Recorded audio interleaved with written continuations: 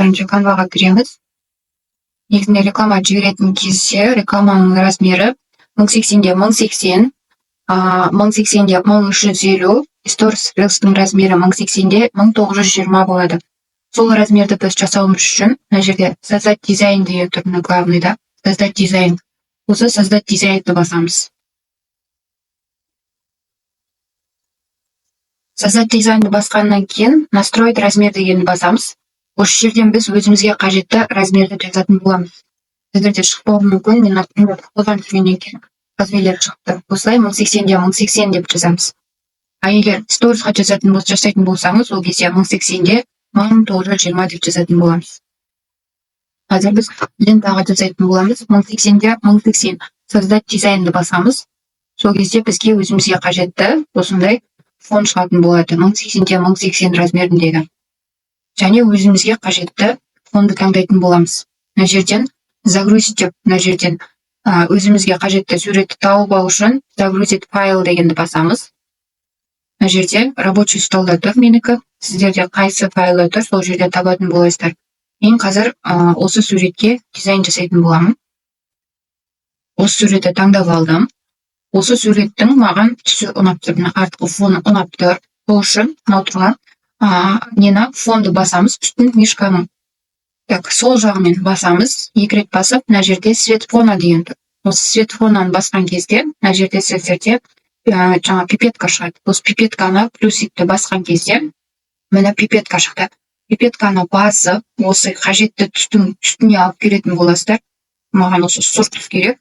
Осылай сұр түсті басасыз. Сол кезде сізде осылай сұр түске өзгеретін болады. Және мен осы суреттің артқы фонын өшіріп алғым келіп тұр. Ол үшін біз Google-ға кіретін боламыз. Google-ға кіреміз қазір. Google-ға кіргеннен кейін удалить фон дегенді басасыздар. Удалить фон.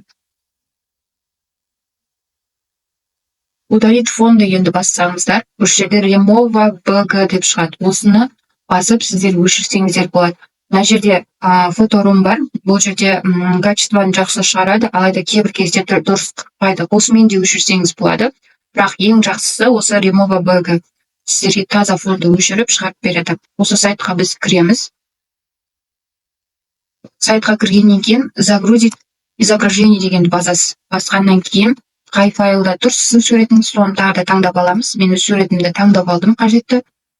Осы суреттің фонын мен қазір өшіріп жатырмын. Артқы фонның бәрін өшіріп, қазір әдемілеп маған тазалап береді. Міне көрдіңіздер, бұрынғысы қалай еді, қазіргісі қалай болды. Осыны мен қазір скачать етемін. Скачать деген басасыздар, отырған. Осыдан мен өзімнің суретімді қазір қоятын боламын. Артқы фонды өшіріп алдық. Енді мына жерде тағы да загрузки бөліміне барамыз. Өзіміздің файлда тұрған суретті Canvaға жүктеу үшін суретке тауып аламыз. Сіздің удалить еткен фондарыңыздың көбісі осы жерде загрузкида тұрады. Мынау жаңағы мен фонын удалить еткен суретім шықты. Шамалы күтесіздер жүктелгенше. Мына артқы фон өшкен күйінде менде қазір сақталды. Осы суретті үлкейтеміз. Мына бұрышын басып, осылай үлкейтесіздер суретті. Үлкейтіп кішірейтсеңіз болады. Мына суреттің качествосы нашарлау екен негізі. Сіздер баннер жасаған кезде качествосы жақсы, және де мынандай жанында қырқылған жағдайлар болатын болса, ол кезде осы суретті алмауға тырысыңыздар. Жаны бүтін суреттерді алуға тырысыңыздар. Мысалы, мынау сияқты жаны бүтін суреттерді алуға тырысыңыздар. Мына жерде менде жаны қырқылған екен. Баннеріңіз әдемі шықпай қалады. Қазір пока мен осылай қояйын сіздерге. Өзгертіп жаңағы уақытты алмас үшін, одан кейін текстті басамыз, мына жерге текст жазатын боламыз. Мен қазір арест жасаймын. Арест шешу деп, мысалы, арест несіне. Бірінші офер жазып жатсыздар, сол себепті оферді үлкенірек қылып жазасыздар. Офер арест шешу. Осы жерден мана осы полный көгертіп үстін басып алғаннан кейін, мына жерде эффект деген бар. Осы жерден сіздер артыңғы фонға осындай сурет қоя аласыздар. Және де бұның артында жанында кішкене сызық тұр ғой, осыны көрдіңіздер ма, соны түсін ауыстырсаңыздар да болады. Осындай эффектпен шығады. Мынандай түс, өздеріңіздің қалауларыңыз бойынша енді қайсысы әдемі шығады, солай қойсаңыздар болады. Одан кейін былай артынан шамалы шығып тұрған 3D эффект береді. Bunun эффектин шамалы өзгертсеңиздер деп болот. Былай түшүрүп, көчөрүп деген сыяктуу. Одан кийин ушундай эффект, мындай жанынан фон чыгып койсоңуздар болот. Және де буну түсүн өзгөртүүгө болот. Сыртындагы сызыктардын түсүн өзгөртүүгө болот. Бул жерде осулай менен. Менде қазір пока ақпен тұра берсін. Сосын мынандай эффект бар. Бұл жерде де осылай түсін өзгертсеңіз болады. Мына жерде де осылай түсін өзгертсеңіз болады. И мына жерде неон түсті эффект береді. Осылай жасасаңыздар да болады. Бұл енді праздник болған кезде, мысалы балаларға арналған, сондай болған кезде көрсеңіздер болады. Сосын мынандай эффект бар. Астына фон қояды сразу. Мына жерде округленный шамалы домалақ или 4-бұрышқа ауыстырып, солай істесеңіздер болады. Үлкейтіп, кішірейтіп, и мына жерде фонның прозрачный шамалы түсірсеңіздер де сіздерге жаңа офферіңіз анық көрініп тұр үшін фонның түсін өзгертсеңіз де болады. Былай осылай өз қалауыңыз бойынша істей бересіздер. Мына жерде мен қазір сіздерге элемент деген жерді көрсететін боламын. Осылай пока тұра берсін бізде. Өзгертіп ала салайын. Неон тауыптыстар. Мына жерден элемент деген жерге барсаңыздар, сіздерге неше түрлі мына жерде фигуралар шығады, графикалар шығады. Осы жерде мен астына текстің анық көрініп тұру үшін осындай эффект қоямын, осындай график қоямын.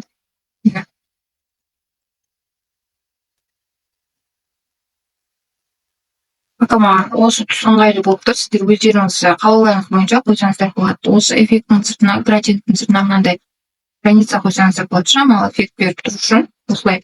Және бұның түсін өзгертсеңіз де болады. Түсін былай өзгертсек, ақ түске, немесе сары, қарға, өзіңіздің қалауыңыз бойынша, немесе қараға өзгертсеңіз де болады. Өзіңіздің қалауыңыз бойынша өзгертесіздер. Осылай. И астына кішкенелеп текстпен жазатын боламыз. Оффердің астына. Ес әрі қазақша ауыстырып. Ес әрі сенімді, заңды, түрде.